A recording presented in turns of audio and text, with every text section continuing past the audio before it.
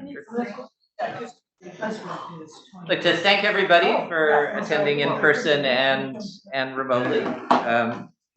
It's a great honor to be here to introduce Alex. It's kind of one of my last official Stanford acts, I guess, although through a lot of work, I did manage to retain my appointment long enough that assuming he survives the next hour, I'll do the PhD pudding and so on. But it's a great way to close things out. I was actually looking through, as one does, to figure out when we first got in contact, which was about 5 years ago, when I got this very diffident and polite email from a graduate student looking for potential projects, I think in computer vision, which sort of is related to what we ended up doing, but expressing interest and with an impressive resume, and with a sort of continuing tone, which has always been true of Alex sort of being faintly apologetic for talking to me, which is weird because he's unambiguously brilliant. He's a pleasure to work with through all of this process. He brings wonderful ideas and creativity to the point where ultimately my role as an advisor was more to I wouldn't say slow down, but to try and sort of suggest this is a good direction for that unambiguous brilliance and creativity moment to moment. But beyond that, it's just been a pleasure to sit back and watch as things happen. Been a important part of our group and our collaboration, a wonderful co-mentor to various younger students, and yeah, extraordinarily happy that you did reach out 5 years ago quietly and politely, and it's been great working with you, and I'm looking forward to seeing you sum it all up. So, thank you.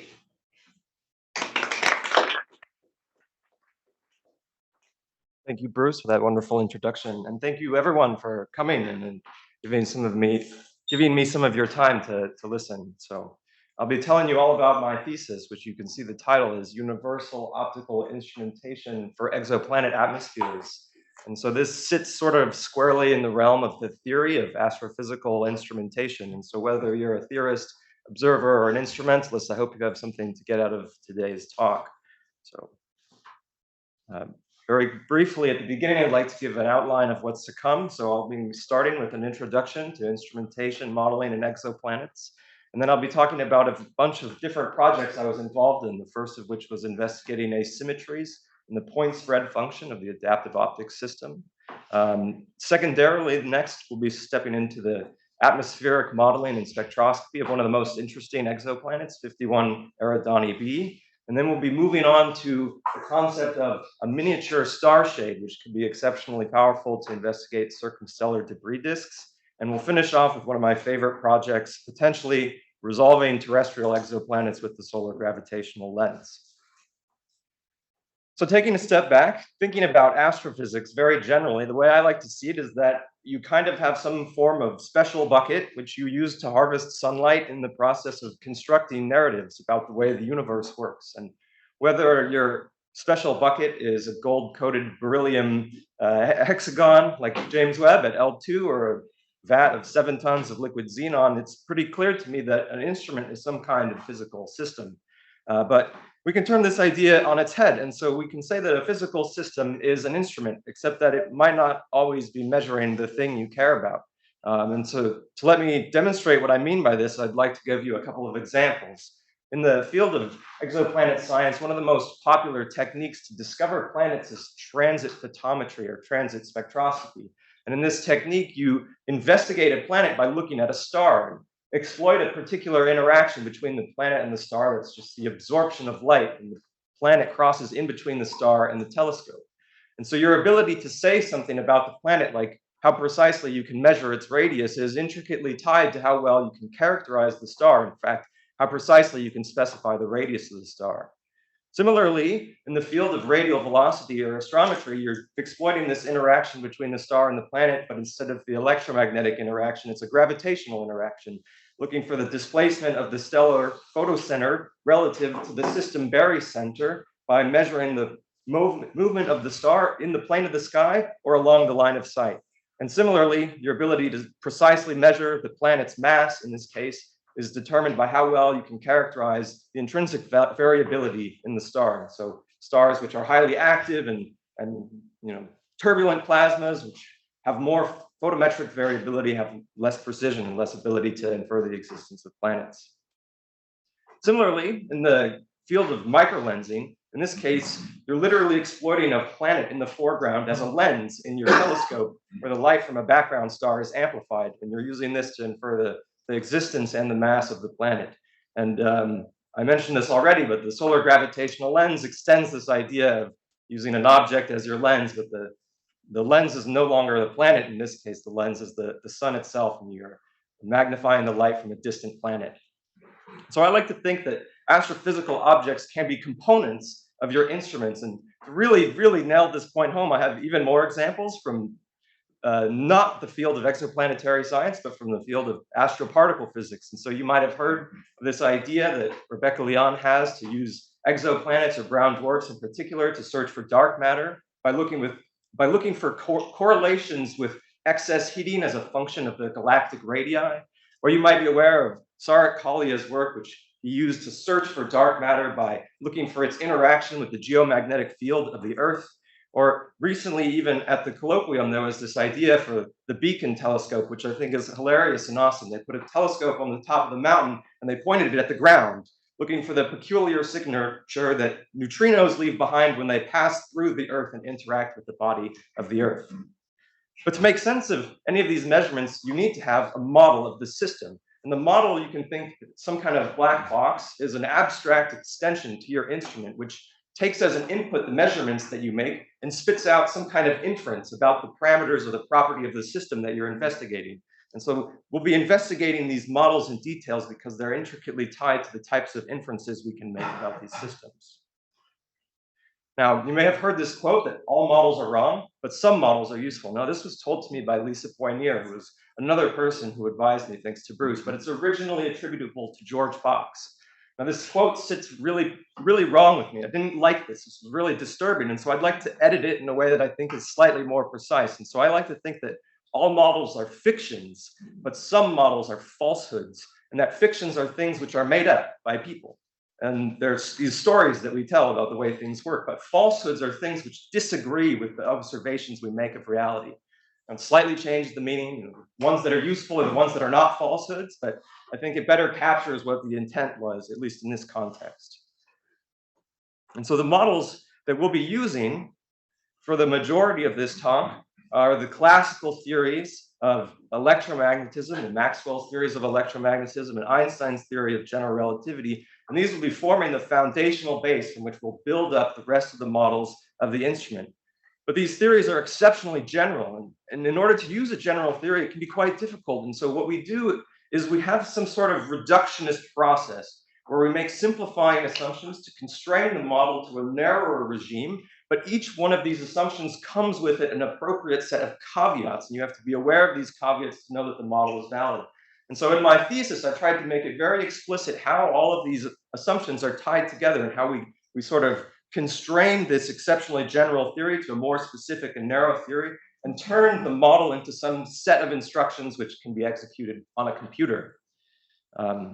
To now give you an example of the specific projects I'm working on, I like to think that we can capture all of the dynamics of all of the instruments with some kind of multi-scale model, which encapsulates all of the relevant phenomena from the photon's beginning of its journey to the end. And so we'll be starting on Earth with ground-based astronomy, and we'll be investigating the influence that the turbulence in the Earth's atmosphere has as a limitation fundamentally on the types of instruments we're operating now. And then we'll be stepping out into outer space to investigate the atmosphere of extrasolar giant planets that are somewhat Jupiter-like, which are the targets that are relevant for the systems we have today. But then we'll be sort of moving towards the future to, as I mentioned, think about this miniature star shade concept, which could be really powerful for the investigation of circumstellar debris disks, and the solar gravitational lens, which could resolve terrestrial exoplanets in high resolution. Now, every field has a mandatory plot, and so in the field of exoplanetary science, the mass orbital radius plot is considered mandatory. And so this plot captures all of the known exoplanets to date in a single figure. And so there's a lot you can say what's going on here, but you can see the various fields that I mentioned and notice that the transit photometry is very proliferous, that it detected an extremely large number of planets, Same with radial velocity and to some extent microlensing. And imaging, which is what I'll be talking about, is sort of up in the top right corner. Now you might notice that there aren't a lot of planets or exoplanets we know about that are like the solar system planets. And that's not because the solar system is exceptionally unique. It's just because the instruments are not yet sensitive to those types of planets. Although I would say the goal of the field is eventually to push down that detection barrier and try and investigate solar system-like planets in the future. Now, this is all of the known planets, but these planets are just a point on this plot, and that's really all we know about them, how massive they are and what their orbital properties are. But if you reduce this plot to all the planets where we have spectroscopy, you'll notice that a lot of those planets are sort of disappearing. But in imaging, almost all of the planets have spectra, and you sort of get the spectroscopy for free if you can directly image the planet, and that's in particular what makes directly imaging so powerful. And so the instrument, which Bruce spent a vast majority of his time building, is called the Gemini Planet Imager, which you can see here mounted to the back of the Gemini telescope on the mountain of Cerro Pachon in Chile. It's this box. And so inside this box is a complicated optomechanical connection of multiple subsystems, which enable us to perform this type of imaging. So at the beginning, at the entrance of the pupil, there's an adaptive optics system, which includes a wavefront sensor and a deformable mirror to infer the atmospheric fluctuations and subsequently correct them in real time, which is then fed into the coronagraphic subsystem, whose goal is to block the light from the star in order to see the very faint planet that's right next to it. And lastly, after that happens, the light is fed into an integral field spectrograph, which disperses the light into its various colors and allows us to measure spectra at every point in the image. And when you get this data directly off the telescope, what you see is something like this. Now, there's quite a bit of structure in this image, and this structure is all residual starlight that sort of gets scattered through various means into different locations in the image, and the planet would be hidden somewhere behind this mess. And now, the thing I was tasked with investigating is this specific, what is called butterfly-shaped residual, which has its origin due to the high altitude winds. And so when we were investigating the source of this light, one of the ideas was that the atmosphere has some thickness to it. Now, it looks quite thin from this image taken from space, and so people typically assumed that you could model the atmosphere with an infinitesimally thin sheet of phase where the particular spatial distribution of the noise is characterized by this Kolmogorov power spectrum. But if we investigate the three-dimensional structure of the atmosphere, it has the consequence that the PSF can result in an asymmetric distribution of light. One of the butterfly wings can be bigger than the other. And this was a bit of an issue for designing post-processing algorithms to try and deal with this noise. And so we wanted to sort of understand where this comes from, to sort of characterize it better and potentially build systems that can mitigate this source of noise even more accurately. So the explanation for how this asymmetry generates is as follows. Suppose you have some perturbation of phase at high altitude, some single sine wave of phase. As this perturbation propagates through the atmosphere with some non-zero distance, it propagates according to the Fresnel propagation rule, which you can think of as a convolution with the free space propagation kernel. Basically, this has the effect of rotating your phase errors into amplitude errors, where the characteristic length scale, the Talbot length, depends on the frequency and the wavelength of the light and the spatial frequency of the mode, which is the wavelength of this perturbation. And so the typical length scales for the modes that we care about are somewhere between 100 and 10,000 kilometers. And so the relative amount, the sort of argument in this phasor is something like between 0.1 and 10%. So it's not a significant amount of mixing, but it's enough to matter. And when you have this slight amplitude perturbation and you connect it with a sort of delayed imperfect phase correction, you get residuals which are non-zero and correlated. In fact, they have a specific spatial correlation. And this is the condition that you need to generate asymmetric point spread functions on sort of long time scales when you temporally smooth out all of the aberrations. And so this is an example in 1D of how that happens. And on the bottom, here's an example of a simulation in 2D where you can see that the left side of the butterfly wing is slightly larger than the right side of the wing. And so here's examples of this effect observed in real data. On the left, you can see there's various different data with this particularly asymmetric butterfly in the direction of the red arrow. And we performed this analysis for over 20,000 images from the GPI survey, and we solved the trigonometric problem of projecting the image from the sky onto the ground so that we can compare the direction of the butterfly with atmospheric data, which tells us the direction of the wind. And the result is that the wind that matters is the jet stream, which is this high altitude winds. And because of the rotation of the Earth, it's always going to the east. And as a consequence, the butterfly with the brighter lobe is always pointed towards the west. And now this tells you a really interesting story. The fact that they are appearing sort of in opposite directions means that we can resolve an ambiguity which is tied to the derivation of the Fraunhofer diffraction limit. The way this works is you sort of assume that there's an electromagnetic field phasor and it spins this way or that way, but you don't know. And this has the consequence that you think the relationship between the electric field in the image plane and the electric field in the aperture plane is either the forward or the inverse Fourier transform. Now, this was exceptionally frustrating to me because different textbooks had different conventions and they would call the things with opposite signs the same Fourier transform. And this was immensely frustrating. But after we realized that the difference between the forward and the inverse transform is just flipping the image along both axes, this asymmetric phase, the asymmetric PSF allows you to resolve this ambiguity with the phase. And so you can select a specific phasor chirality that is consistent with reality and one which isn't. And the good news is that the one which is consistent with reality is the one that describes a diverging spherical wave, and so it makes good sense. But it was a good exercise to go through. And if there's anything in this talk that belongs in a textbook, it's this, because I found it to be very frustrating that it wasn't in the textbooks when I was trying to do this work. So a very brief recap on this first project. This infinitesimally thin atmosphere neglects the propagation and the Talbot mixing of amplitude and phase. And so as a result, you always obtain a symmetric PSF when you have an infinitesimally thin atmosphere, which is overly reductionist. We can observe these asymmetric PSFs. This correlation allows us to understand this resulting derivation in the Fraunhofer diffraction limit and exclude the incorrect phase chiralities. And in particular, this demonstrates that the environment imposes a fundamental limitation on the performance of the instrument when the instrument is only able to correct phase for a single plane. Now, so GPI has a deformable mirror which allows you to correct phase at one location. But if you had multiple deformable mirrors, you could exploit this effect to your benefit, where you generate some phase and you let it propagate a significant distance, and that creates an amplitude aberration which could counteract the amplitude aberrations generated in the atmosphere. So this tells us how in the future we might build better adaptive optics systems that can correct for this error. Excellent. Now we're moving on.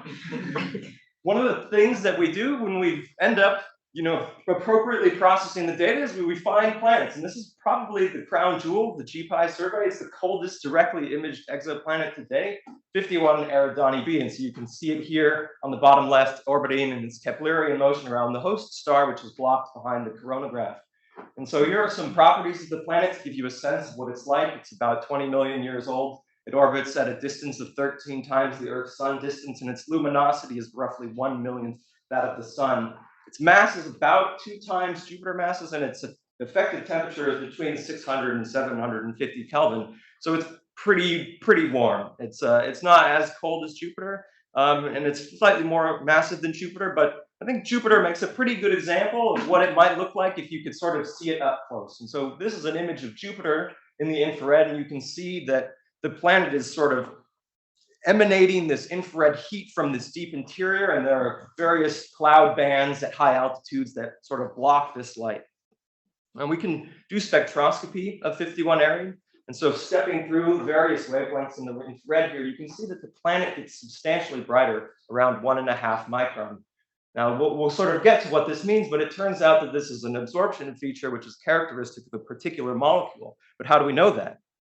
Existing models that try to understand the spectra do pretty well, but are all slightly unsatisfactory in some way. And so I was tasked with investigating how we might improve these models of the planet. But what are these models? How do they work? You start off with a temperature pressure profile. And you can think of pressure as being a coordinate like the radial coordinate or the altitude in the atmosphere, because the atmosphere is in hydrostatic equilibrium. And so this is sort of like low in the atmosphere, and this is This is high in the atmosphere, so there's high pressure at low altitudes, and there's low pressure at high altitudes. And the temperature describes the thermal structure at every layer in the atmosphere. Now, when you combine this with condensation curves, which are sort of what specific types of chemicals exist in what phase at which temperature and pressure combinations, you can get a sense for what types of clouds forms at which altitudes in terms of which pressure layers. And if you're on one side of the condensation curve, that molecule will be in the gas phase or the liquid phase, and you'll be one side of the curve will be in the solid phase, for example, and condense into a cloud. And the cloud provides the sources of opacity, which can block the light coming from the deeper layers.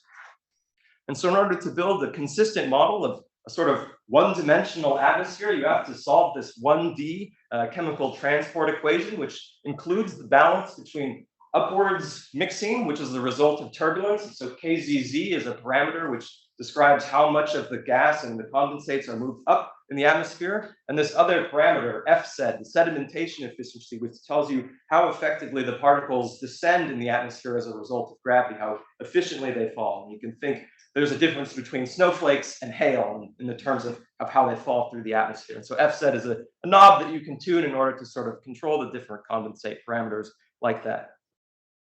And so you need to have additionally an understanding of all of the molecules and all of the pressure layers in order to perform these computations. And so I've highlighted a curve in this collection of different distributions of molecules, which is exceptionally important, and that's the one of carbon monoxide. And so I'll be telling you in sort of more detail why carbon monoxide is so important for this planet. So there's a particular balance between carbon monoxide and methane, which has this somewhat tortuous pathway of intermediary chemicals, which are needed to turn one molecule into the other. And this reaction might not happen quickly. These arrows are trying to show roughly how fast these specific interactions are. And so if there's one connection that's particularly slow, it could be a rate limiting step, in that it could be the major limitation is this one transformation from this one molecule to this other. But there are multiple pathways, and so you have to sort of consider all possible pathways. And so this balance between carbon monoxide and methane at the deep parts of the atmosphere is that it produces carbon monoxide preferentially. And so this carbon monoxide, which is produced in the deep layers, can be mixed up into the higher altitudes, where the thermodynamics of the reaction would prefer the production of methane, but that the rate limiting step is sufficiently slow that the reactions can't destroy the carbon monoxide. And so you get extra carbon monoxide at high altitudes because you're not efficient at destroying it fast enough to turn it back into methane. And this is a consequence that when you have this extra carbon monoxide at high altitudes, it produces additional absorption at this wavelength at roughly 4.5 micron. And this is extremely important, I think, for the spectrum of 51 Eridani B. And we'll sort of get to that in a bit.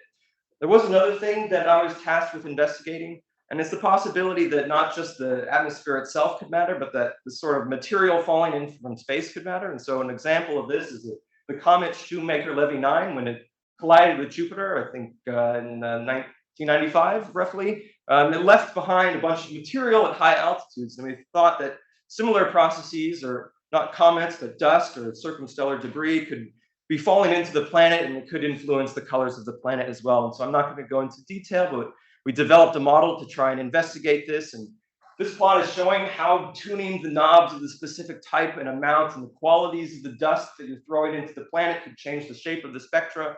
In particular, it sort of gives you the ability to slightly make it redder or to sort of dim the spectra, depending on how you turn the knobs. But we didn't find that this was exceptionally important. And we found that you really needed an exceptionally large amount of material falling to have any significant impact.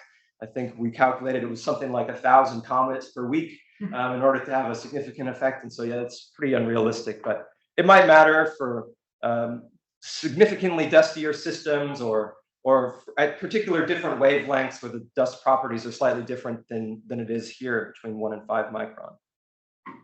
And so in this plot, I'm showing 4 of the best fit models that I was able to produce under this assumption of the chemistry is in equilibrium or it's in disequilibrium, or whether or not we include the dust or not. And so you'll notice that the difference between the equilibrium and the disequilibrium assumption is this extra carbon monoxide and this extra absorption at 4.5 microns, which is really, really effective in fitting this one photometric point, which was actually taken with Keck and not with GPy.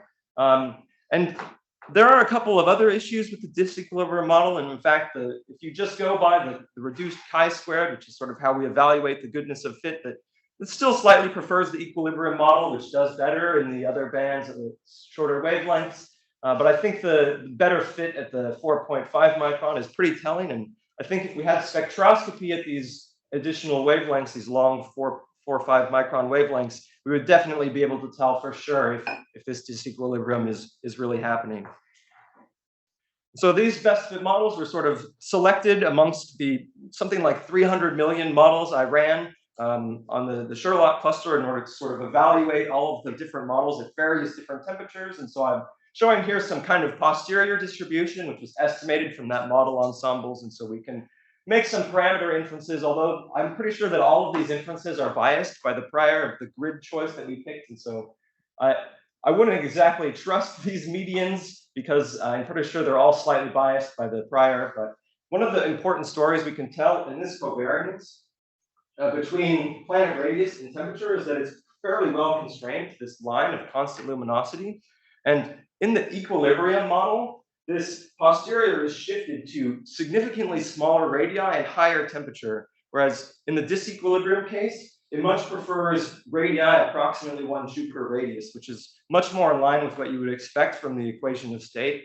And so I think that this is additional line of evidence that points towards the disequilibrium models being slightly better, and that the radii that is corresponding to the best fit is more in line with expectations. So to recap this project about the atmosphere of 51 Eridani b, the equilibrium models, which assume that the chemistry happens infinitely fast, are sort of insufficient when compared to the disequilibrium, which can alter the distribution of molecules as a function of altitude due to this quenching process, where the slow chemical reactions don't effectively destroy molecules. And that this photometric point around 4.5 microns is some tentative evidence for disequilibrium, although I'd say it's not definitive, and the spectroscopy would be really nice to confirm this. And then we looked into micrometeorites, and we don't think that they're especially important for this system. Okay, we're sort of at the nexus of the talks between the past and the future. So all the things I've talked about are things which are already happened, which are immediately relevant, but the things I'll be talking about from here on forward are things which could happen, things which might happen. And we're going to start off with this project I was involved with Bruce, the Miniature Distributed Occulter Telescope, or MDOT, which is a 3-meter star shade that would operate in low Earth orbit. Now, star shades could be used to investigate and directly image Earth-sized planets, but they have to be very big, like 40 meters, and they have to be much, much further away. So you couldn't do them in low Earth orbit. And so this idea to try a mini star shade in low Earth orbit was to provide not only some kind of technology demonstration for star shades, but also to see, could we do some useful science at the same time? And so I'm showing on the left a simulation of the disk around Epsilon Eridani, which was put together from a model that uses infrared and millimeter data from Bachmann 2009. And we're sort of showing the kind of image that you might be able to take with a tiny 10-centimeter telescope.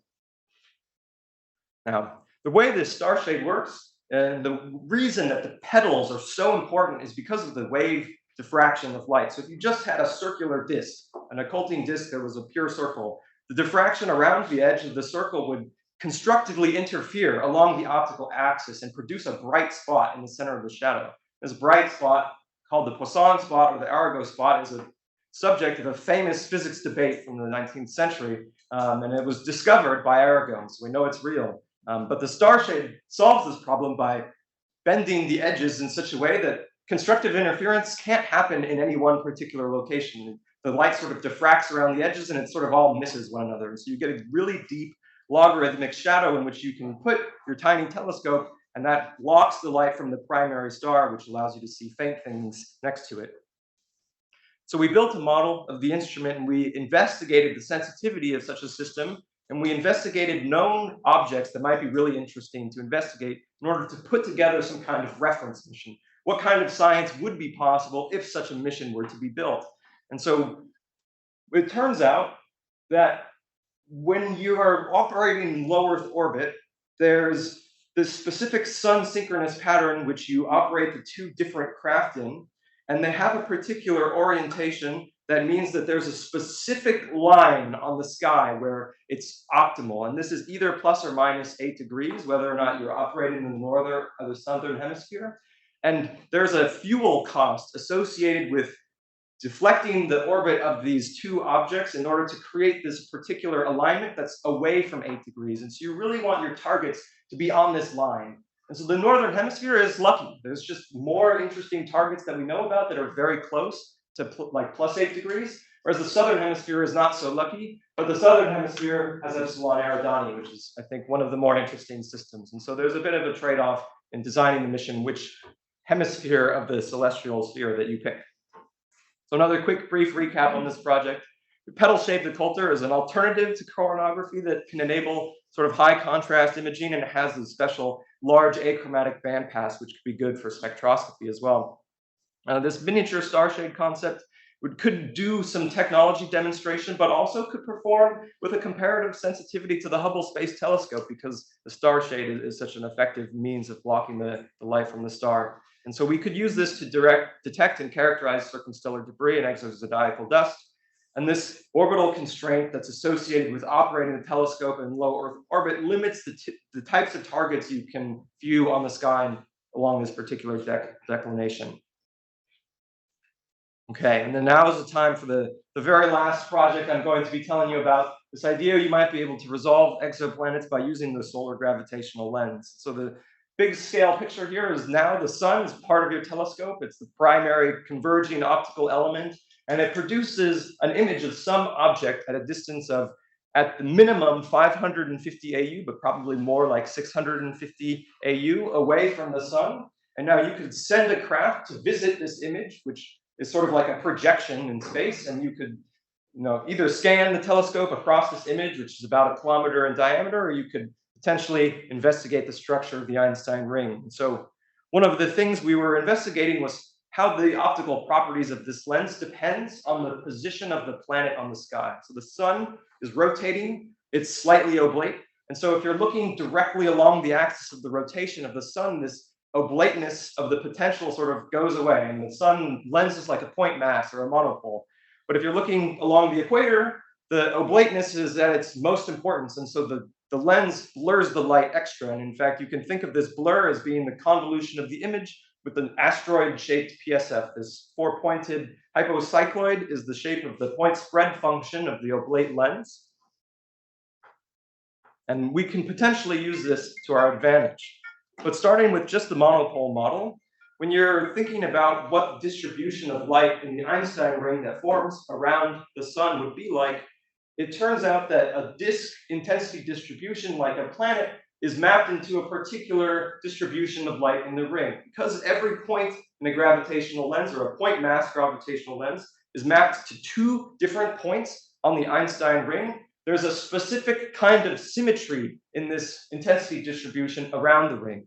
Now, the ring thickness is comparable to the angular scale of the planet. So the ring thickness is like 200 nanoarcseconds, while the diameter of the ring is like 1 arcsecond. So the ring is technically an annulus, but it's so thin that the thickness is essentially irrelevant for any conventional imaging system. There's almost no way that you could resolve the thickness. And so in a model that collapses that dimension and causes this, these 2 points from the opposite sides of the planets to be superimposed directly on top of one another, there's an ambiguity that you cannot solve. There's an anti-symmetric ambiguity that is degenerate in the model, because an anti-symmetric intensity distribution is all mapped to the zero. And so everything anti-symmetric gets mapped to zero. And so you cannot back out what an anti-symmetric intensity distribution looks like. It's just a degeneracy.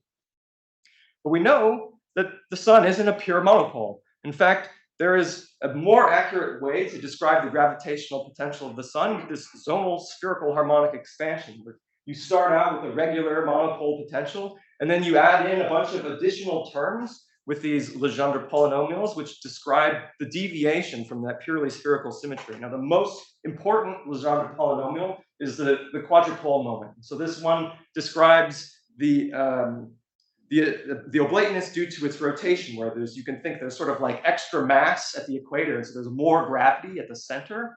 There's less gravity at the poles. Now, the higher order terms are more complicated, and they're there, and these are some of the values which are obtained from helioseismology, but the quadrupole moment is really dominant, and it is really the most important.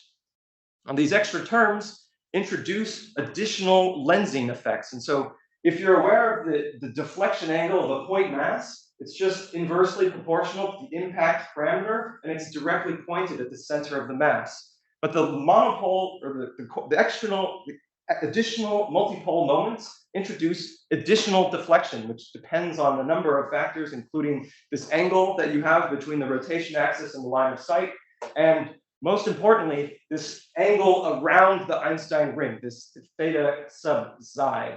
And so the reason that you get an Einstein cross with 4 images for the quadrupole moment is specifically when that term at the end, this extra deflection up or down, goes to 0. And so the points that are along the equator and at the north and south pole, they don't have any of this up or down deflection.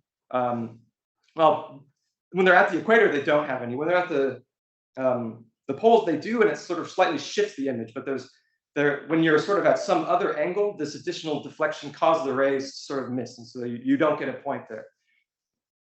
And so this effect we can show in this simulation of the lensing and the quadrupole potential. On the left here, you can see the asteroid-shaped PSF of a point source that's being re-imaged by the gravitational lens. This circle is some telescope pupil, which we're going to be sort of moving around in bigger and bigger circles around, so slightly offset from the optical axis. In the middle here is the phase of the electromagnetic field inside that pupil. And then on the right is the Einstein cross, or the 4 images that form in your telescope image plane. And now you'll see when I play the video, how when you displace the telescope from the optical axis, that these points that are sort of fixed onto the Einstein ring displace themselves in a particular fashion. And this is the particular behavior which we'll be able to exploit. And so to try and give you a sense for sort of how exactly these points move around, I animated some cartoons which are useful to sort of help explain what's going on here. And so here's the critical caustic. It has a very particular size scale. And when you have a point on the optical axis, you get this particular symmetric Einstein cross. But if you displace that point source in the direction of the caustic, these points fixed to the Einstein ring merge, or they move around the Einstein ring until they form an arc. And then when you pass through the caustic, they merge into a single image. If you had decided to move along a different axis, they would include motion of all of the points now. And when you cross the caustic, again, the arc merges and disappears. And so we can sort of summarize this behavior. If you have an anti-symmetric distribution of intensity inside the caustic, it produces anti-symmetric distribution of light in the Einstein ring, as in the orange and blue case on the top. But if the points that are anti-symmetric are outside the critical caustic, you've reached the point where the merging images collapse and disappear, and now this degeneracy which existed in the monopole model again reigns. And so you can kind of think of the monopole model as being the limit where the dimension of the caustic goes to 0, and so all of the points are outside of the caustic. And that's sort of how we recover that behavior in that limit. But this is just how we describe the behavior for a point source. And it turns out that objects are not point sources. So when we want to investigate some extended object, like a planet, we can consider the superposition of all of the point sources and all of their slight displacements from the optical axis. And so in this simulation, I'm showing how if you sort of translate a telescope or translate a planet across the optical axis, that the resulting Einstein ring distribution sort of grows anti-symmetrically. And this is exactly the behavior of the quadrupole lens. Similarly, in this example, we can compare the limit of a very small extended object to the limit of a large extended object. And you can see how when the object is much smaller than the caustic, it images sort of like a point source. And when the image is comparable to or larger than the caustic, then you sort of recover the Einstein ring. Now, turns out you're using the gravitational lens of the sun. It's not just a pure perfect gravitational lens. In fact, you're looking directly at the sun. And so you have to deal with this contamination from the sun. The disk of the sun is exceptionally bright. It's the brightest thing in the solar system. And not just that, but the sun has an atmosphere of tenuous plasma around it, the corona, which will be at the exact location in the image where the ring forms, and so you'll have to deal with the contamination from the corona. But not only are there foregrounds, there are backgrounds. So when you're looking at a planet, it orbits another star, and that star is in your field of view. And so that star will be lensed, magnified, and re-imaged into the Einstein ring as well. And other stars, which could just by chance happen to be in the field of view, could be re-imaged into the Einstein ring in a similar fashion, although the amount of magnification is very sensitive to the angular separation. And so this might not matter if the star is sufficiently far away, but if the star just happens to be very close on the background, then this could matter quite a lot. And all of these things are contaminating the signal you want to measure, which is this Einstein ring of the planet that you care about. And so we put together a model of the corona from observations of the solar corona to try and show how this matters explicitly. And so on the left here is a sort of radial profile of the intensity. So this is the solar disk at the top, and then when you hit the corona, the intensity drops off, but not very, very fast.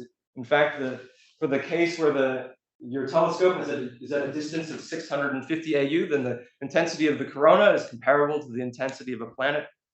But you can solve this problem by being even more ridiculous and going to a further distance, because the way that the angular scale of the size of the photosphere shrinks with distance and the way the angular scale of the Einstein ring shrinks with distance, there's a particular distance which is optimal, and that's at roughly 2300 AU.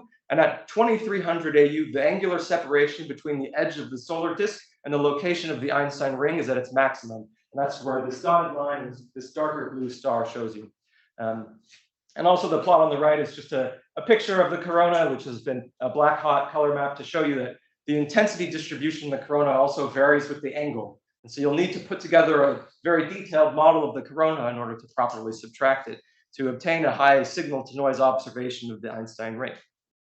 But if you could do that, which I think is possible, I think it's a solvable problem. It's not unlike the problem of direct imaging. You could potentially create some really profound observations of exoplanets. And so what I'm showing here is, as a function of wavelength, sort of the different intensity distributions that Earth appears from a geostationary weather satellite, and then the corresponding Einstein ring profile that would be imaged. And you'll see that there's all this structure that corresponds to the particular shapes of the clouds.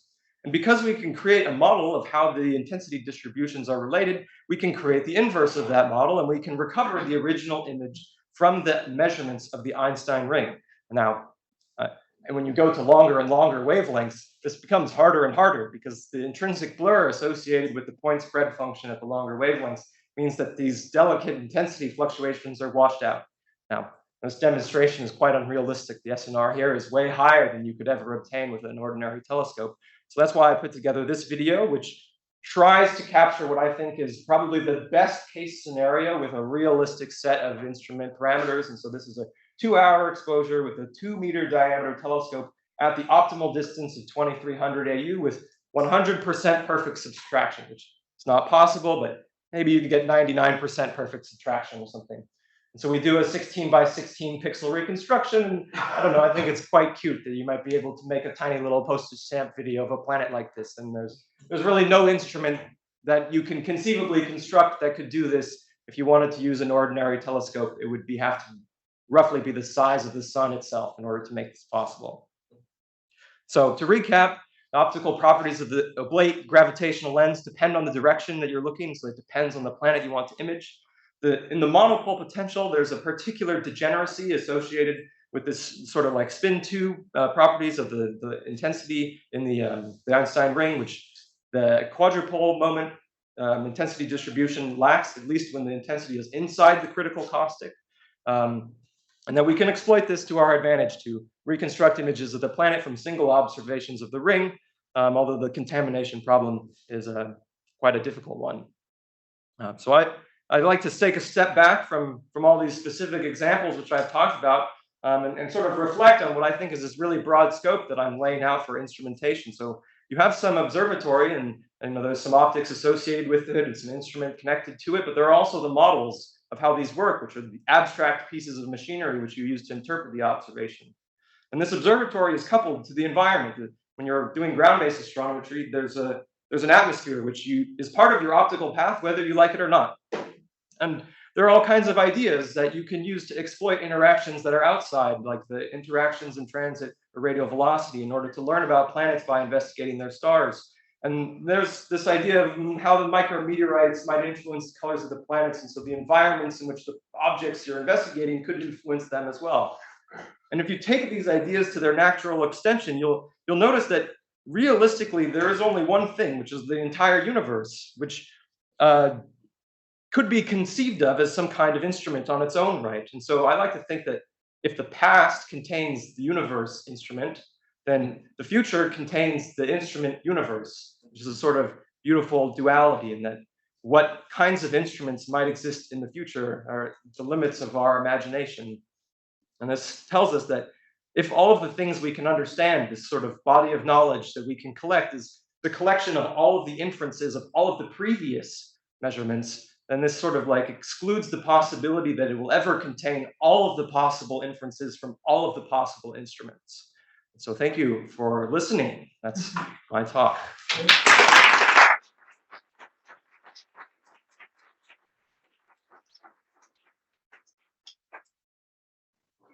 Okay, now I would like to take a moment to give some acknowledgements.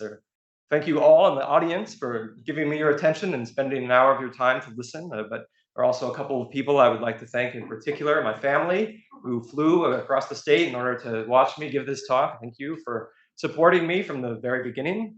And in particular, thank you, Bruce, who has been an invaluable advisor over the past 5 years and taught me to love directly imaging exoplanets, and taught me a number of things about how to be a scientist and how to communicate, and how to treat people well. So thank you, Bruce. Okay, and now I would like to open the door to the questions from the audience. So if you have something you would like to ask, now is the time.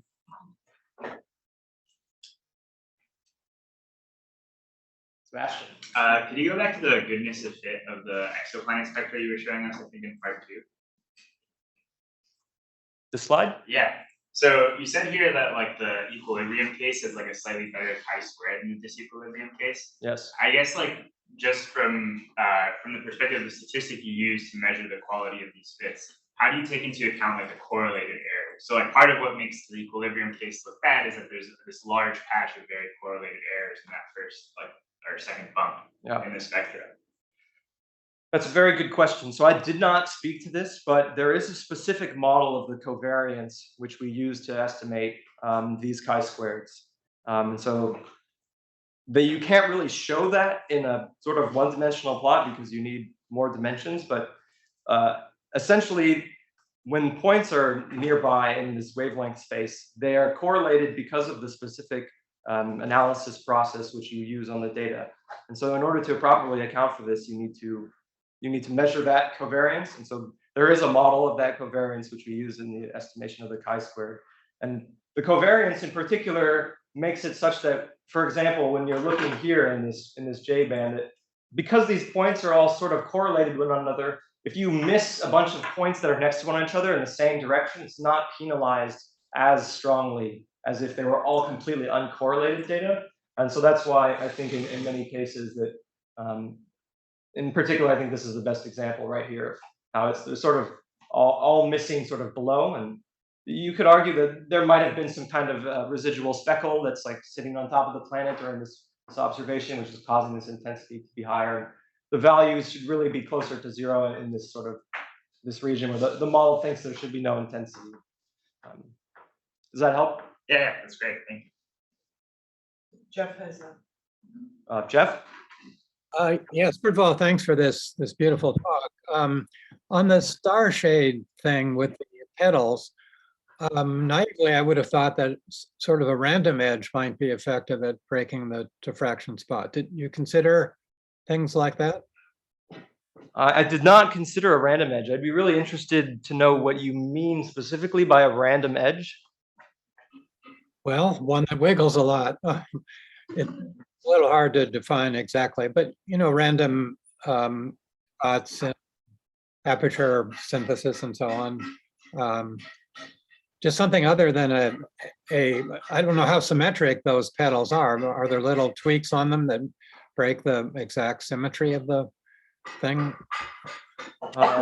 I think the petals are all symmetric, at least to the extent that the simulation resolution allows it. You might notice if you look closely that some of the petals have disconnected pixels, which is saying like the resolution of the simulation is really not enough to capture all of the specifics of the petal details. And so some of the intensity inside the shadow might be artifacts, but I think if you had a specific prescription for a random edge that you would like to test, it would be very easy to put any mask that you want, and then to do this exact same simulation and see what the resulting distribution of intensity behind it is.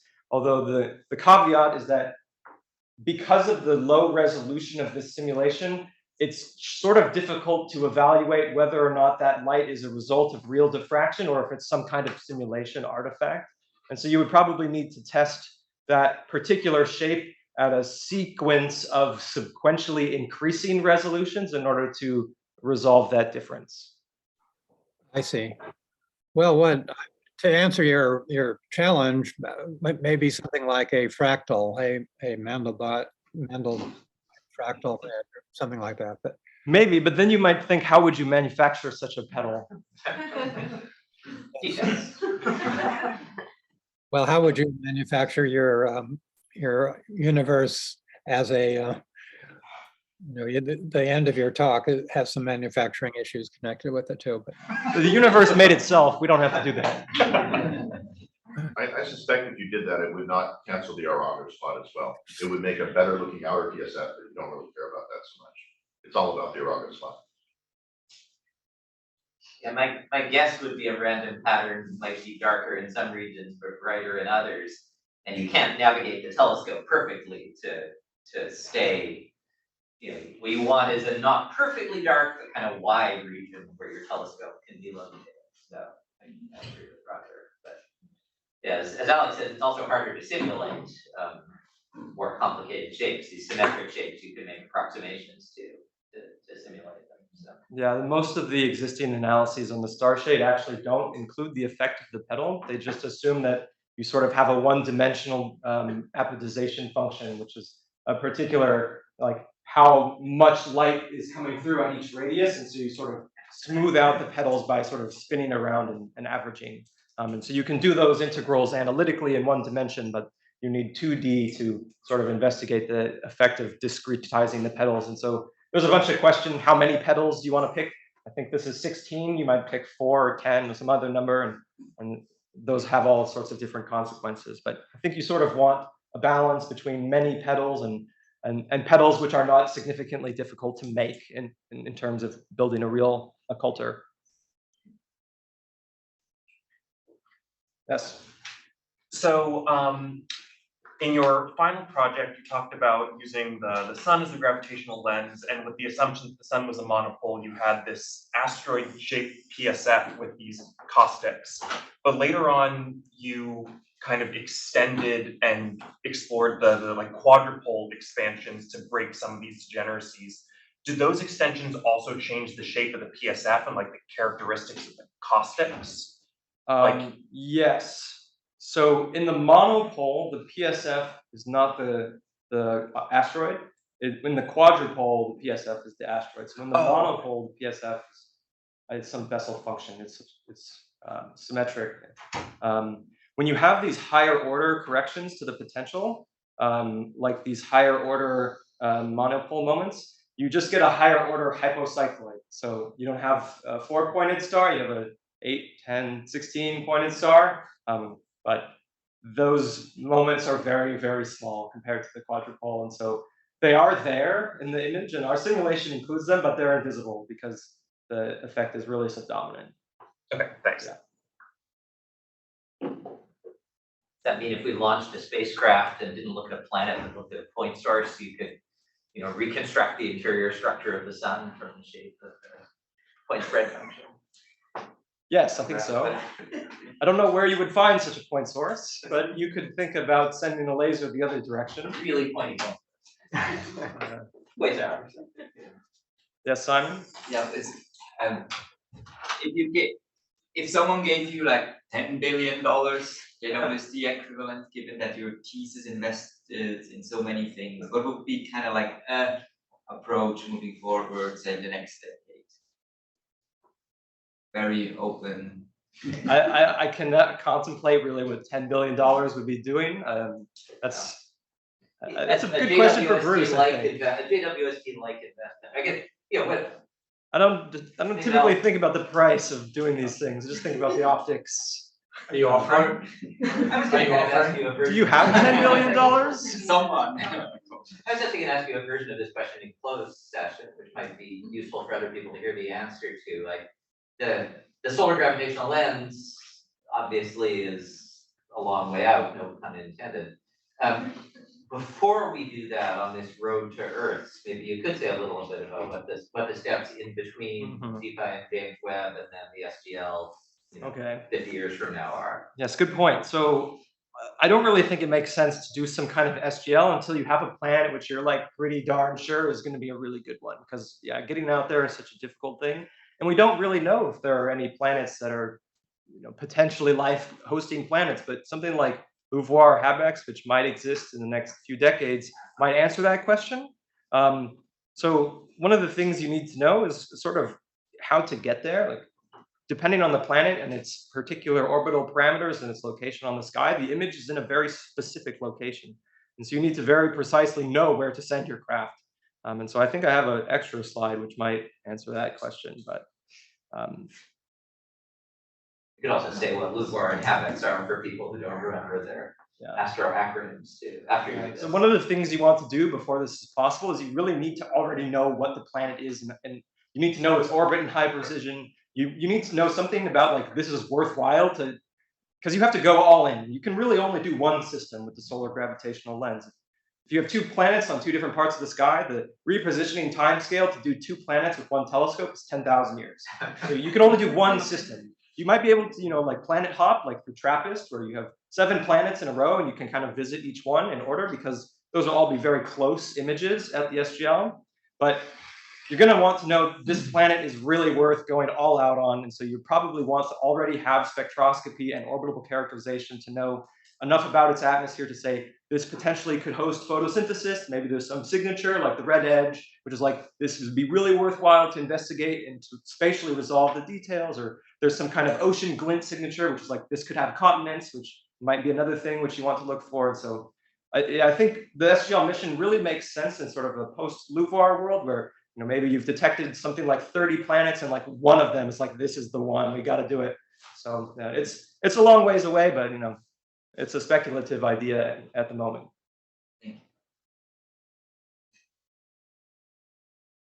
Okay, well, it's past 11. So I think this ends the public portion of the talk. There are no more questions. So I think I'll have to ask everybody to leave.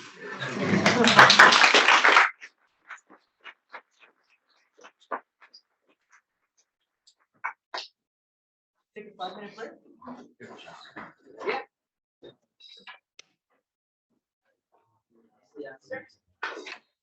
Yeah. I end the- Yeah, we're all here.